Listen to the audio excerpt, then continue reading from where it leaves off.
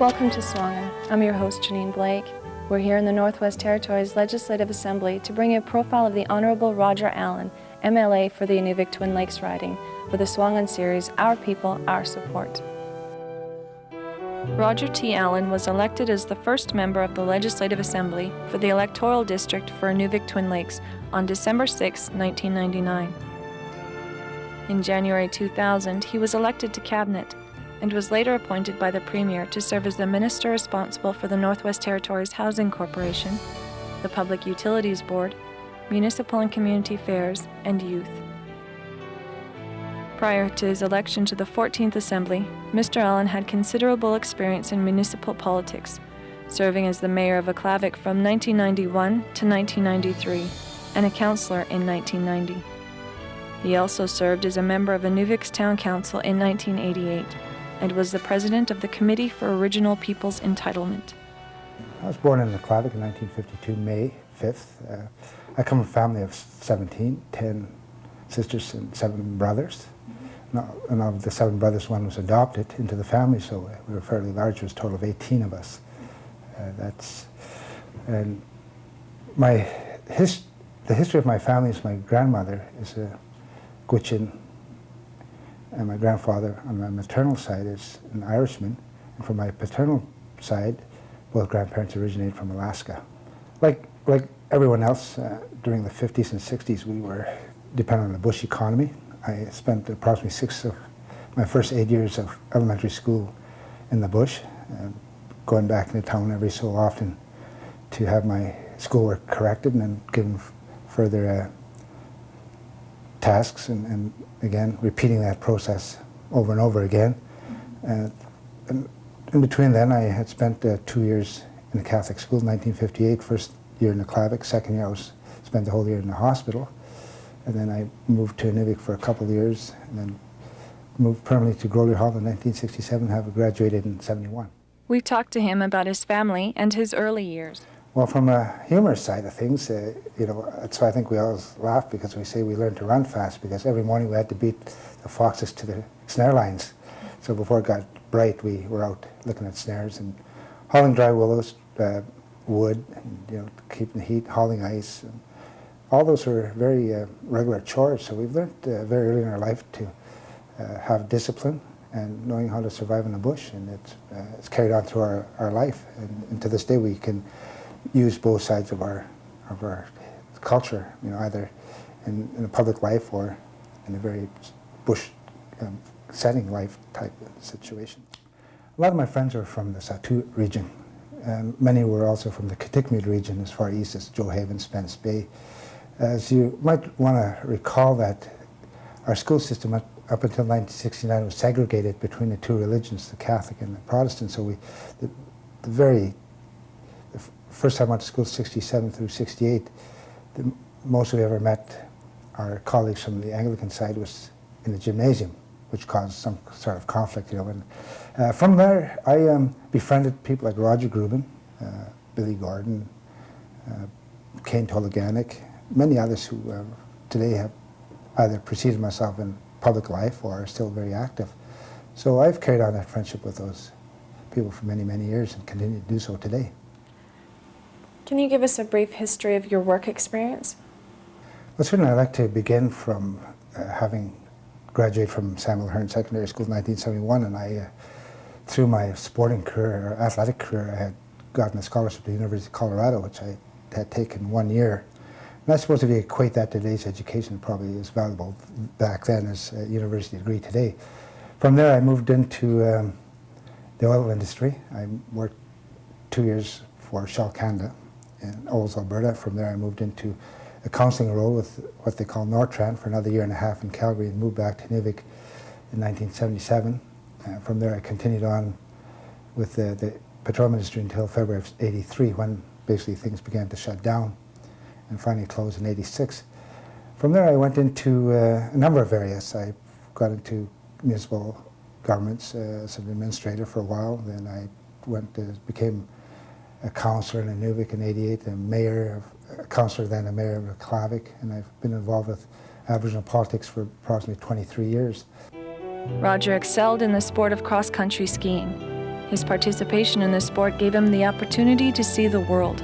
I represented Canada in 1972 Olympic Games in support of Japan as a cross-country skier. I was part of the Inuvik test program, which developed several excellent athletes, and I was just happy to be and lucky to be one of the members who was chosen to represent our fine country and also our fine territory. What were some of the benefits of being in the Olympics?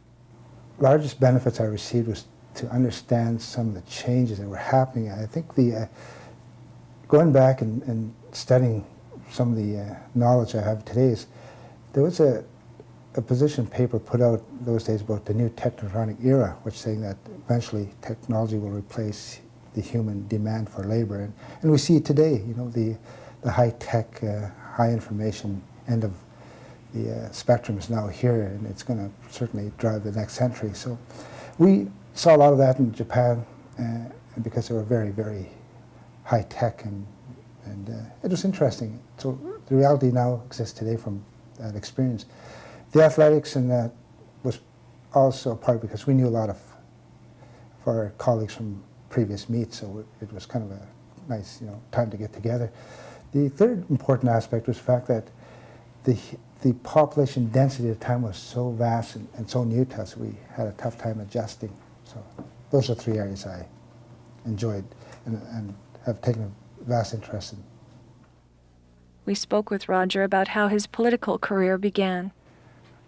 It's ironic, I got invited to a meeting in 1977, both Roger Grubin and I, and we sat in the meeting and we listened to Sam Riley, then the then president of COPE, Peter Green, a number of other leaders that indicated that they needed some idea of where we should go. And that's really started our political career outside of our occupations.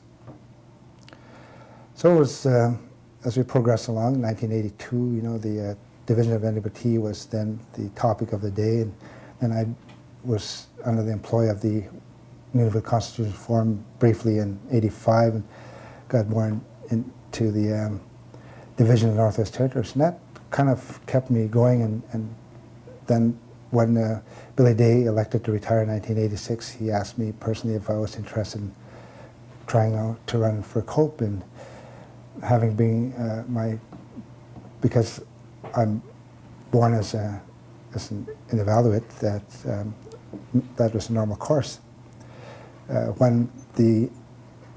So I stayed on briefly and felt that the mandate of COPE had expired, and I moved on to other things. And then 1992, the Gwich'in signed their Gwich'in Land Claim Agreement, and because my maternal grandmother is a Gwich'in, I elected to switch sides and became heavily involved with the Gwich'in organizations.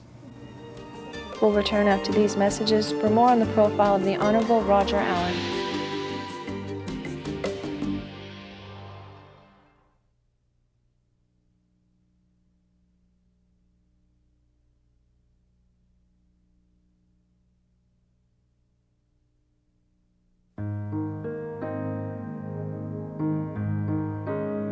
The Inuvik Twin Lakes riding was created after an electoral boundaries commission in 1999. We invited the candidates to come into our studio to discuss their platform and to answer questions from the voters.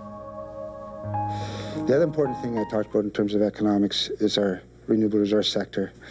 A lot of our people in the West End, in the Twin Lakes riding, are subsistence hunters. They survive on the land. They need the similar support to, say, farmers in the provinces who get large bailouts. I think we should consider that as well as a key component to our continuation of the renewable resource sector. Again, I don't differ much in education. We have to promote that. We have to continue to change the way we teach our people, not only in the classroom, but out on the land and throughout doing life skills, for instance, making them aware that there is changes happening all the time. It's evolutionary. Those are three key components. Roger Allen won the election and was elected as the first member of the Legislative Assembly for the Inuvik Twin Lakes riding on December 6, 1999. Well, we were really pleased. Historically, Inuvik Twin Lakes, normally called the West End of Inuvik, always had very low turnouts in municipal and territorial elections. This time we had 82% of people come out to vote. That is good. That showed that there was a lot of interest in the platforms, not only my own, but the other two candidates. So that was good. And that's what we needed. We needed to have a lot of people come out. What are your duties as an MLA? Well, I'm trying to make a distinction between my two roles here. One is an MLA representing the electoral riding of the Inuvik Twin Lakes. The other is being a minister to four portfolios. As an MLA, I try to represent the people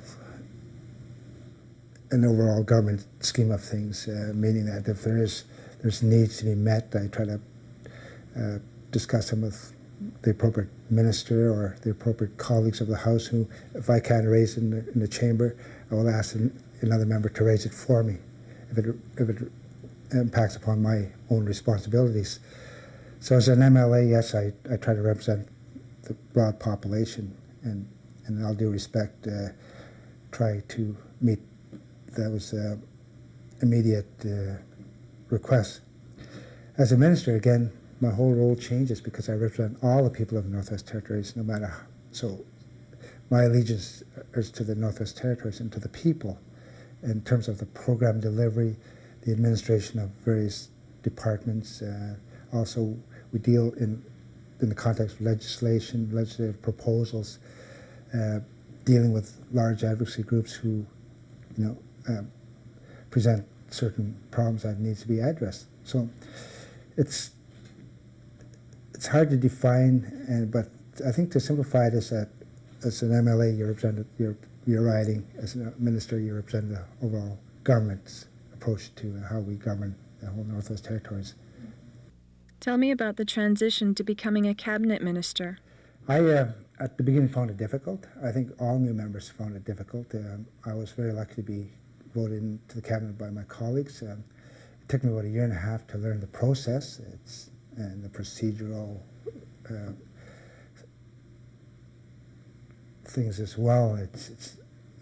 So I was trying to combine both roles, and after a while you got to try to make a choice. But I think I have endured it all, and I think I've done well to represent my constituents, and also as a minister leading my departments to try to accommodate the needs of the people. And I think it reflects, hopefully, positively in Inuvik, especially because that's where I need to really concentrate on it, from time to time. What are some of the changes that you feel you can make? I'd love to see the communities take greater control of their infrastructure. I'd like to see them develop stronger municipal governments where they could assume more responsibilities. As we talk about devolution, decentralization, I think that's the next step for myself personally. In the context of the NFD Housing Corporation, as a minister again, I'd like to see people become more self-sufficient, develop home ownership programs in the communities. I think that's very, very, that's possible. But again, we've got to help the communities understand there's an affordability factor. We're now trying to balance that as well. So the other thing, that third one that's really coming to prominence of recent is the youth portfolio. We're trying to establish a budget for that. We're trying to establish some firm programs that they could now maximize employment opportunities, travel into various regions and get some exposure. And I think that comes from the fact that I had that opportunity, so I'm trying to develop the same for them. Did you have a mentor, a teacher, a friend, or a family member that assisted you in making the decision to become an MLA or a cabinet minister? The person who had the greatest impact in my life is now deceased, the late George Fraser. But he introduced me to some politics. He also stated very early in my career that I should look just beyond my ability to help teach people. And I think that those carried me through. Today, I'm very pleased to say that I still have that mentorship in life. Politically, from a ministerial perspective, Honourable Jim Ontwin from Nahende has been very, very instrumental in my understanding of the process. And as a minister, from Inuvik, I've always had good, strong support committee-wide, so it's been very, very helpful. And I'm sure as we go along and I travel to various other jurisdictions, people, again, enforce that I need to understand how they believe in it. And that's a good thing about the Northwest Territory, because we have so many different regions with different ethnicities and different socioeconomics that it gives you the ability to learn and understand what is needed territorial-wide. So that's why I feel real comfortable now as Minister for both Inuvialuit Housing Corporation and for Municipal and Community Affairs. An Olympian, a member of the government of the Northwest Territories Legislative Assembly, a GNWT cabinet minister, a father and grandfather. He's definitely led an interesting life. What advice does Roger have for the youth? Well, first of all, I think you have to develop a personality. I don't think it's kind to go out and betray the people. And I think that's where this government now today is. We have developed a good rapport with the people. We've been solution bound. We've been trying to, as I said earlier, with the minimal amount of money we have available, we've been able to maximize the opportunities for the people. And so I would just suggest to them, if they want to go through and develop into a politician, take a look around and see for themselves, learn how other people react, and develop a personality that really fits where they want to go. So I would suggest to the young aspiring politician that understand the legalities of governance. And it's widespread, it's very, very broad.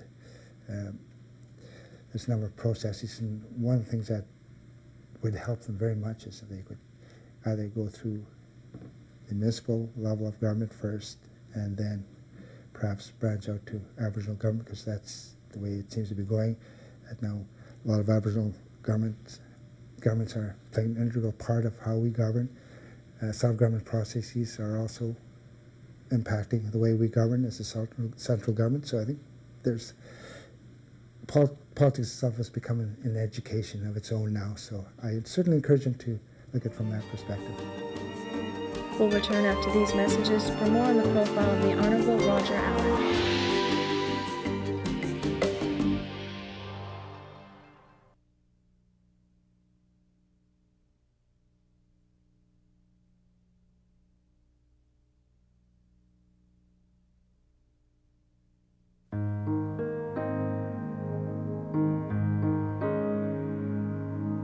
Roger has 2 staff members in the Legislative Assembly.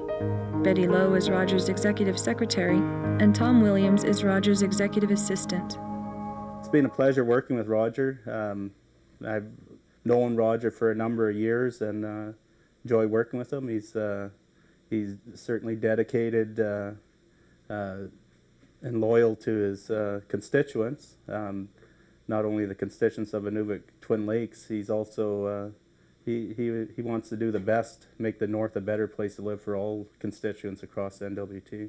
And I'm really happy to be a part of it. Faye Browning is Roger's constituency assistant. Her office is in the Ingemull Hall Friendship Centre, and she deals with the constituents in the Inuvialuit Twin Lakes riding. He's not in town because of the sitting at the ledge or on duty travel, or so that's what basically our office is for. Can you tell us a little bit about your family? I have a wife who just finished her Bachelor of Education degree from the University of Saskatchewan. She graduated this spring. She's pleased to be home. So as you know, we lived apart for the last 2 years, so she could achieve that. I have 3 adopted children through her, and I got 4 of my own, so it's a combined family again, but we do persevere, and it's been a great reward for both of us. So she's got a challenge. Vanessa, my wife, has a challenge now. She'll be a teacher come September. How do you unwind after a day at the office, if it's been a particularly stressful day, or even if it was just a regular day? How do you unwind after when you get home? Well, there's 2 things. I indulge in a bit of study. I do write stories. I'm not computer literate, but I enjoy getting on the computer and write stories, and also just sit back, relax, and try to reflect on a past day and look forward and plan for the day ahead. So that's kind of the pattern I've been in for the last 2 years, and I'm sure it'll continue for the next 2 years until the next election's called. How does your family feel about your role in politics? Well, if I can speak first of my parents, they're elderly in Inuvik. I'm not saying they're not overly elderly, but they're still very proud. I talk to them every time I go home. I meet and sit with them over a cup of tea and some good caribou meat and bannock, and get back, because I don't get a chance to eat that food here in Yellowknife. But no, my parents are very, very proud. As you can see, the pictures up there showing that there's a beam, and I see that every time I go home. They're my sisters and brothers as well. They're all very, very comfortable with the role I am, and if there's something that's said or either positive or negative, they're the first to call me. So I'm responsive, which again I think the community accepts, and which is good. On the family side, we do have other interests as well, and I think the mutual respect is there, that where they can do what they want and allow me to fulfill my obligations here. So there's really no pressure for me to fulfill that obligation home unless it's really required. I invested approximately 24 years of my life to get to where I am today, and sometimes some people get in first try. It was my second attempt. But as you know, it's a conviction. You want to help the people, and for many years I thought I could do it from the outside, and today I feel comfortable that we finally achieved where we can begin to help formalize a process that really helps the people and into the next level. And certainly if the future politicians want to take that and continue it on, I certainly encourage them. It's an excellent challenge. We hope you enjoyed today's program. Thank you for watching SUAANGAN. I'm your host, Janine Blake, and I'll see you next week.